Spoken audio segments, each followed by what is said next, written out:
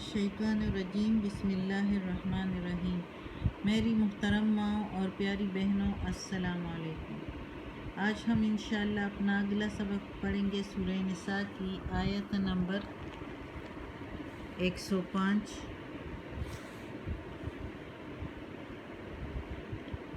اور 106 105 اور 106 105 اور 106 انشاءاللہ تلاوت کریں گے۔ اس سے پہلے بیل کے آئیکن کو پریس کریں اور چینل کو سبسکرائب کریں تاکہ اگلی ویڈیو آپ کو آسانی سے ملتی رہے۔ تو شروع کرتے ہیں سبق۔ اعوذ باللہ من الشیطان الرجیم بسم اللہ الرحمن الرحیم۔ اِنَّا انزلنا الیک الکتاب، اِنَّا بے شک ہم نے، انزلنا اتارا ہم نے، الیک طرف تیرے، الیک الکتاب طرف تیرے یہ کتاب، بالحق ساتھ سچ کے، لتحکم تاکہ تم فیصلہ کرو، بین الناس درمیان لوگوں کے، بما ساتھ جو، اراک اللہ اراک دکھایا تجھ کو اللہ نے یا سمجھایا تجھ کو اللہ نے یا حکم کیا تجھ کو اللہ نے، ولا تکن اور نہیں ہو تم، تکن ہو تم یعنی نہ ہو جاؤ تم، خائنین خیانت داروں کے ساتھ، خصیم جھگڑنے والا، اور نہ ہو جاؤ تم دغا بازوں کے ساتھ جھگڑنے والا۔ اب اس آیت میں جو ہے اللہ تعالیٰ نے ان مسلمانوں کا لکھا ہوا ہے جو کمزور اور ناسمجھ مسلمان ہوتے تھے اور منافق اکثر ہوتے تھے، تو کیا کرتے تھے جب ان سے کوئی گناہ ہو جاتا، کوئی خرابی ہو جاتی تو اپنے آپ کو بچانے کے لیے، بدنامی سے اور سزا سے بچانے کے لیے محمد صلی اللہ علیہ وآلہ وسلم کے پاس آتے اور ایسے بہانے گڑتے اور اپنا پورا خاندان ان کا آ جاتا اور اس کے سر پر ایسی باتیں کرتے کہ اس کو بری ذمہ ظاہر کرتے، یعنی اس کو بری کرتے، اور جو بے گناہ ہوتا تھا تو اس کو سزاوار ٹھہراتے تھے، کوشش کرتے تھے کہ وہ سزاوار ٹھہر جائے۔ تو اسی طرح ایک مسلمان جو تھا اس نے ایک یہودی کے گھر جو ہے چوری کی، ایک آٹے کا تھیلا جو ہے وہ چوری کیا اور ساتھ اس کے کچھ ہتھیار چوری کیے۔ وہ اپنے گھر راتوں رات لے گیا، لیکن بائی چانس اتفاقاً ایسا ہوا تھا کہ اس تھیلے میں چھوٹا سا سوراخ تھا۔ جب وہ تھیلا اپنے گھر لے جاتا رہا تو اس سوراخ کے ذریعے سے تھوڑا تھوڑا آٹا راستے میں گرتا گیا، جس کی بنا پر صبح کے ٹائم جب یہودی نے آٹا اپنے گھر میں نہ پایا اور کچھ ہتھیار بھی، تو وہ جو ہے اس کو ڈھونڈنے نکلا اور اس گرتے ہوئے آٹے کے سوراخ پر چلتا گیا، جس کی وجہ سے وہ اس مسلمان کے گھر پر پہنچا۔ اچھا، اس مسلمان نے کیا کیا تھا کہ آٹا اپنے گھر لے جا کے پھر کچھ سوچ کے وہ آٹا واپس ایک یہودی دوست جو اس کا جاننے والا تھا اس کے گھر رکھ گیا رات کے ٹائم۔ تو وہ جب یہودی جو تھا، جس کے ایک مسلمان نے ایک دوسرے مسلمان کے گھر چوری کی تھی، تو وہ جو اس کے گھر گیا مسلمان کے گھر وہ آٹے کے سوراخ پر، تو مسلمان کے گھر میں جو ہے وہ آٹے کا تھیلا، اس نے کہا دیکھو میرے گھر تو نہیں، میں نے تو کوئی چوری نہیں کی۔ اس کے گھر وہ نہیں ملا، چونکہ وہ اس نے ایک یہودی کے گھر رکھوا دیا تھا جو اس کا جاننے والا تھا، اس مسلمان نے۔ تو وہ جب اس کے گھر آٹے کا تھیلا نہیں پایا تو وہ تو اسی طرح رہ گیا، پھر جو ہے وہ پھر سراغ لگانے لگا، تو اس نے کیا دیکھا کہ اس مسلمان کے گھر سے وہ آٹے کا تھیلا جو آٹا اس سے تھوڑا تھوڑا گرتا گیا تو پہنچا یہودی کے گھر. جب یہودی کے گھر گیا اس سے پوچھا تو اس نے کہا کہ ہاں میرے گھر تو آٹے کا تیلا آیا ہے لیکن میں نے خود چوری نہیں کیا, میرے گھر فلاں مسلمان نے رکھا ہے, یعنی وہی اسی مسلمان کا نام لیا جس نے چوری کی تھی, تو اس نے رکھوایا ہوا ہے.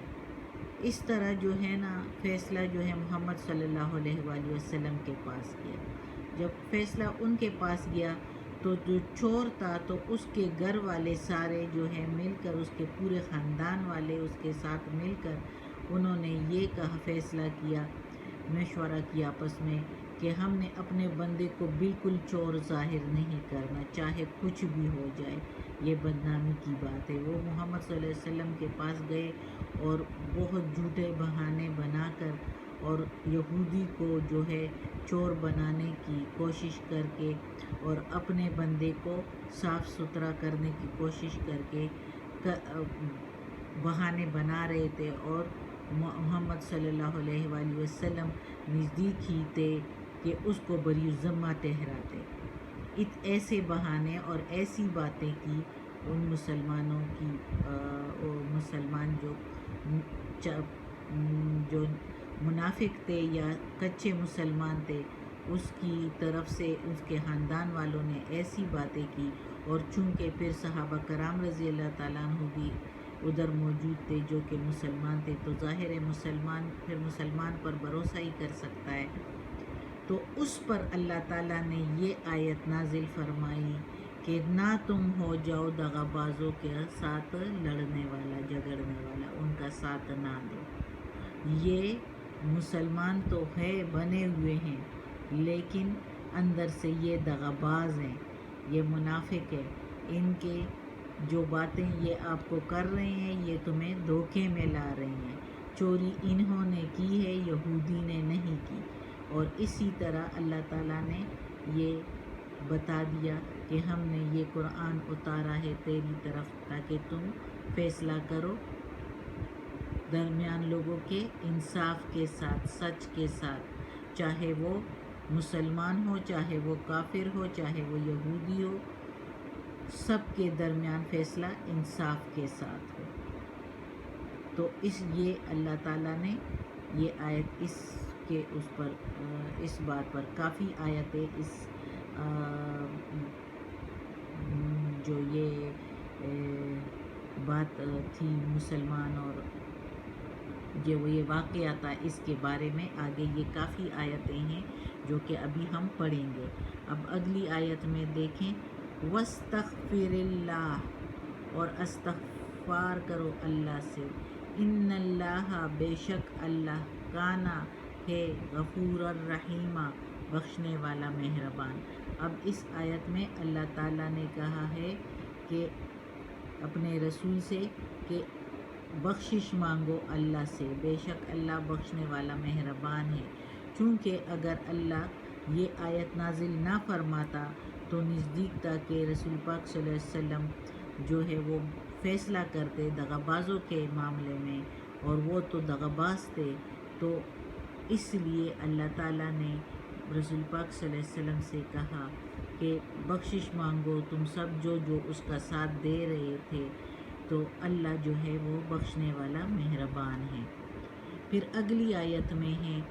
وَلَا تُجَادِلْ, اور نہ تم لڑو, عَنِ الَّذِينَ, ان لوگوں کے لیے, یختانون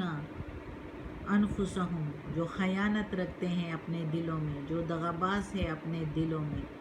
ان اللہ, بے شک اللہ تعالیٰ, لا یحب, نہیں پسند کرتا, من کانا خوانا اثیما, جو ہے خیانت دار, گناہگار,